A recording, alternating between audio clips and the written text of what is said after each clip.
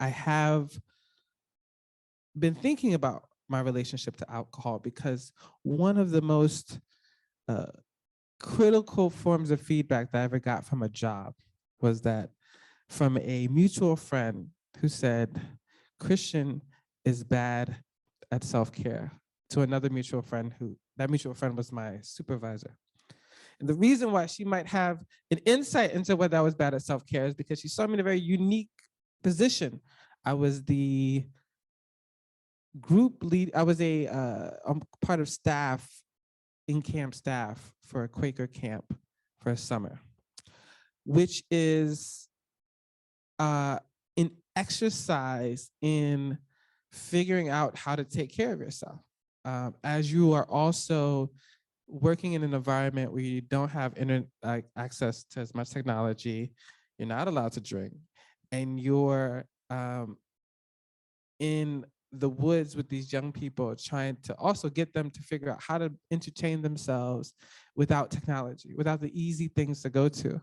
And it was funny because that comment was as much about, kind of my experience during that, where I found it difficult to, play with others, to do the little things that they figured out over the years, having grown up going to Quaker camp. This was my first time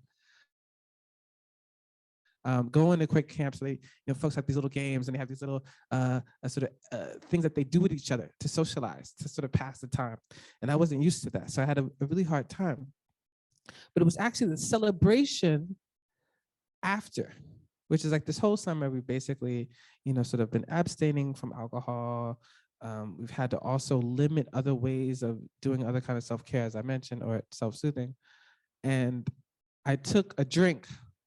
I had a bourbon with, and I have a sort of crush on Matthew McConaughey, which is, I think natural, normal. It's like, who doesn't, right? And so, for me, it's like drinking bourbon has this like this extra meaning. Wild Turkey, that's who he's advertises for. And so my supervisor noticed that once I took this sort of celebratory drinks at the end of summer, that immediately after I took the drink, I was sleepy. My nose got congested, and my eyes dried out. And so, which is like, is this thing that Christian's been waiting all summer to do? Is he allergic to this thing that he has tied up in some form of masculinity and his crush on Matthew McConaughey, which is the same thing? And it was like, oh, well, yeah, I'm probably, I'd say bourbon doesn't agree with my system, but I've made myself and thought it was so important for me to be able to drink bourbon, to be a bourbon connoisseur, that I still did it.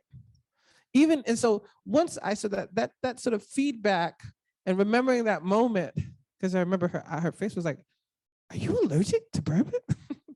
It was like it was both accusatory and caring at the same time. And so I'll never forget that, because it's like, I don't think, I would say it hasn't been until very recently that I've really tried to work on reworking my relationship with alcohol.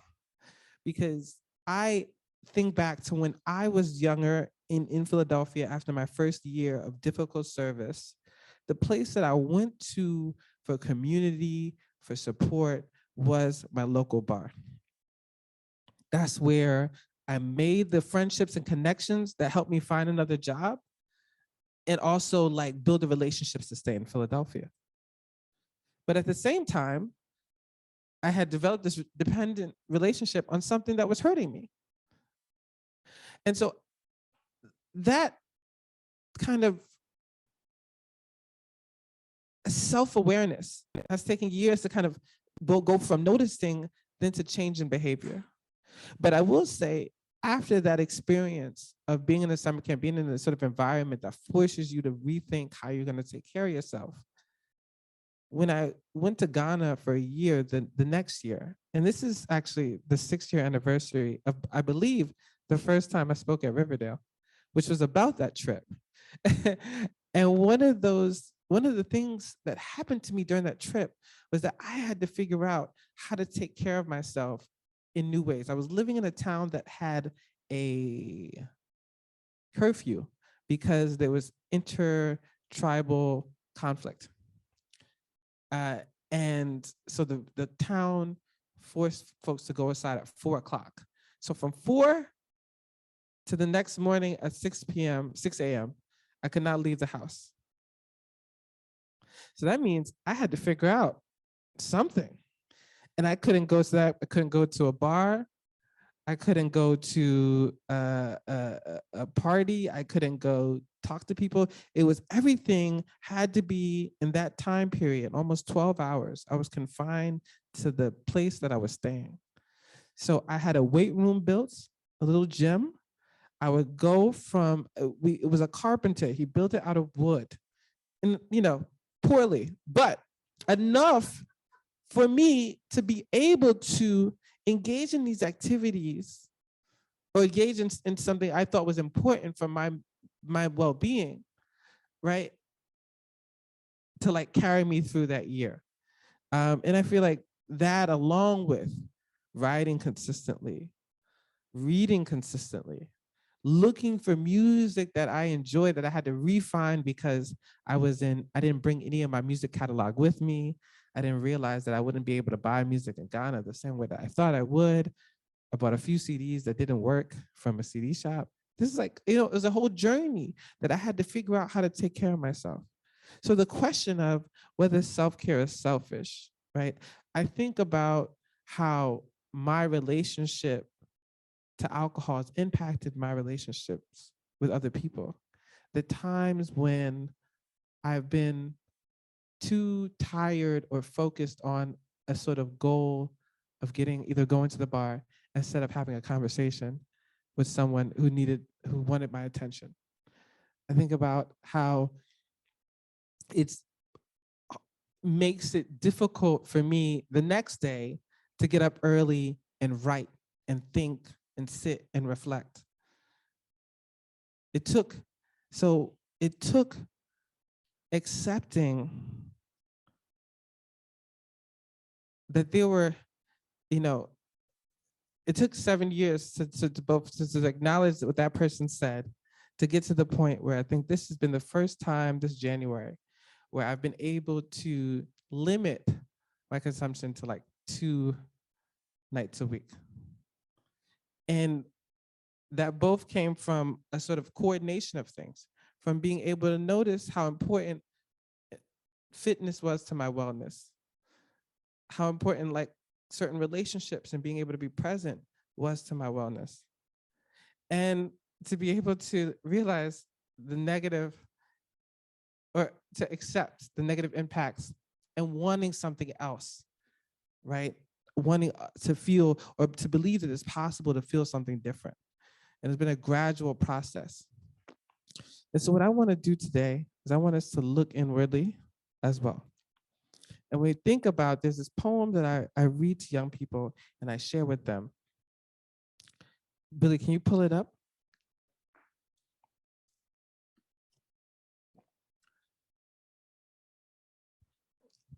It's going to be right. Now, hint, I do exercises on self-care with young people who are parents, teenagers who are parents. And I'll read this poem to them. It's called In the Mirror Too Long by Ruth Foreman. Mama, ever since I was small, you say, don't let me catch you in the mirror too long. You know God don't like vain. But mama, I'm 22 now, and still nobody say pretty look like me. And mama, if I don't look in the mirror once in a while and tell me I'm beautiful, I'll waste my whole life searching the city for someone who will. The simplicity of this poem always speaks to me, and but it's like its vulnerability. Its ability to speak to something very basic, but essential to like human life, right? I was like identifying our essential need, but feeling the ability to meet that need, or letting go of the shame, letting go of the feeling that we're doing something wrong by seeking to meet a need that we have. And one person pointed out, this is so from the tone and because I'm, from the author, I'm assuming, we can all safely assume that this is probably a young Black woman, right? Who, we have sort of a whole politics around beauty and desirability and how it might, for her specifically, it might be important, right, to acknowledge and meet her own beauty and to see it. So I want to use this as fodder for us to look at ourselves. So with your writing utensil and your paper, I want you to write the answers to 3 questions for me. And when I say write, right, don't worry, you're not going to have to read these answers out. This is just for you. So if the writing stuff is here, if you have it, if you need it. Yeah, we were a little ready. The young people put them back on, but safely, neatly for us. Okay, anybody else? Oh, you did? Okay. Oh, Bill, sorry. Sorry, Bill. What I want you to do is write an actual answer, full sentences, right? Describe what you need. You can go to the next page, Bill.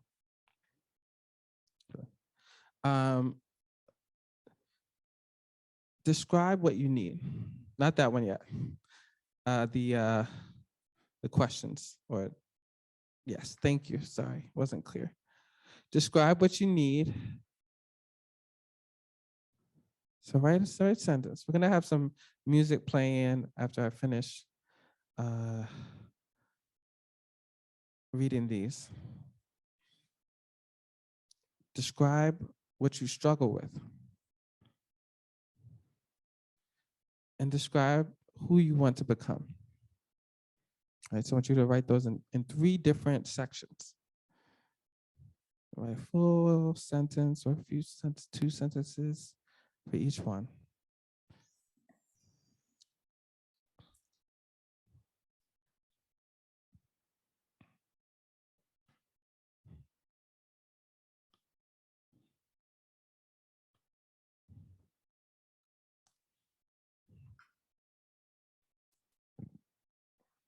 All right.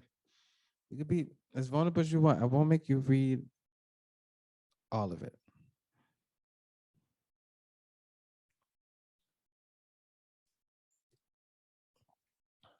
Do you want the music now? We'll wait a little bit because I Okay. think what we'll do is I want the exercise to be able to be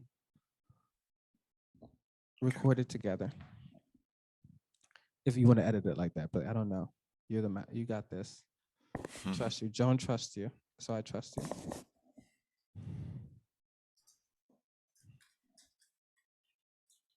Even though Harry is my friend, so we would actually be able to probably still use it anyway, but it's neither here nor there.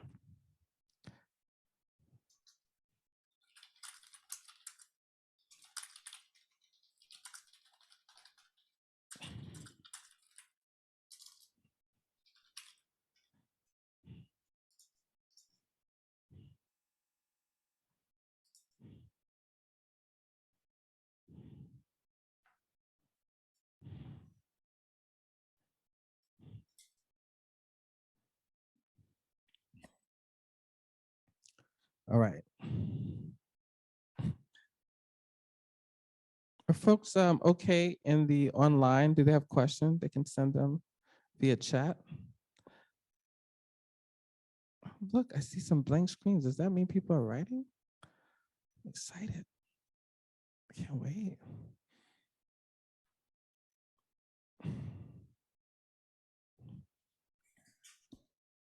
Awesome. Thank you for trusting me enough to do these activities with me.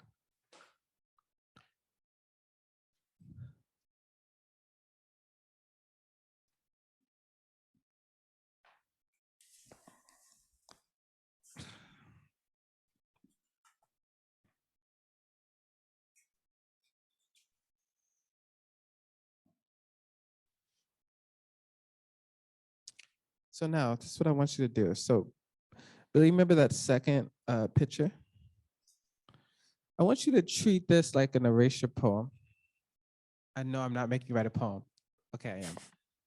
I want you to cross out everything but the most essential words, phrases. Okay? And you can do it intentionally so it forms a sentence. You don't have to make sure it forms a sentence. But I want you to cross out. So like allow the pen to glide over words that you don't find important. So you see this has this was something else, and then it became another thing. Right? I want your writing to be stripped down. So there's a little Toni Morrison had a quote in her movie, in the documentary that was released right after she passed. Toni Morrison was amazing. Toni Morrison not only wrote some of the most amazing literature in American history, but she was responsible for editing amazing literature from other people and helping and supporting that those works become midwifed. And you would amaze, Toni Morrison was also a single mother. And she said, what I did was I sat down and wrote a list of the things that I have to do. And she said, at the end of the day, I realized I only had to do two things. Just take care of my son and write, my children and write. And that helped her be able to have energy to do those other things, as well as she was also an educator. So that's kind of where the philosophy of this sort of merging with this self-care, merging it with this erasure poem, this form of poetry.